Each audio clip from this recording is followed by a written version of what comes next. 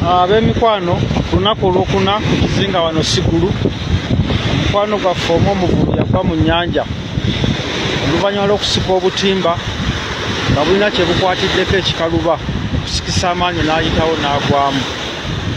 Naye mu kudda emabega eryato we lyasangibwa ne basika obutimba obwo, twesanze ng'obutimba bwakwatira mu lyato eryagwa wansi eyo emyaka egitamanyiddwa nga lyabajjibwa mu muti bajjajjaffe be tutaalabako abaalinga banoonya akava ku nnyanja Nalubaale.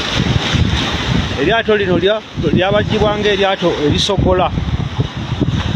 Abavubi twaliyitanga Manvu, naye Manvu tezikyaliwo kati. Naye ng'omuti guno gwali omuti omuwanvu omuzibu ate omugumu.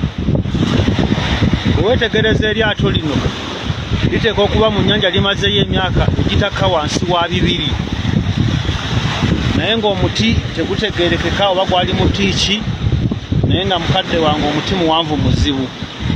Mpozi mu biyunga ebimu mwe baayunganga gwesanze nga si misumaali, nga balina amayinja ge baakozesanga nga obubazzi oba nga emisumaali agabadde galina we ganyweza embaawo ezimu. Egyo emisumaali gy'olaba egisangibwa ku lyato lino, egyo gy'olaba, naye nga mayinja. Omuti gwo gwali muti ddala ogutategeerekeka oba gwali muti ki, naye nga gwali muti omunene ate omuwanvu, nga baguwolangamu buwozi munda ne bagukakkanyamu ekituli.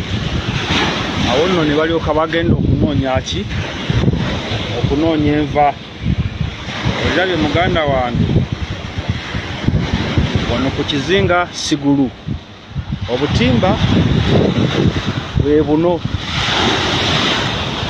obwakwatidde mu lyato eryo ne butwala omuntu mulamba, n'okutuusa olwaleero omuntu oyo tannalabika.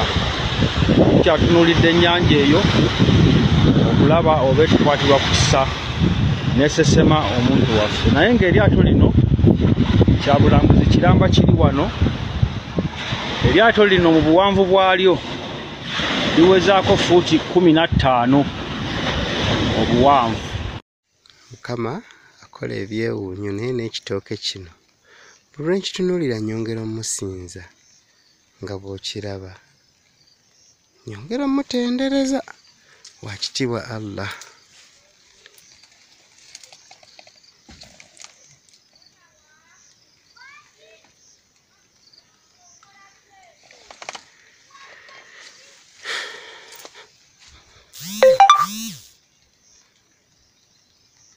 Enkota ziri 2, ebiwagu 7 ku mugogo gumu.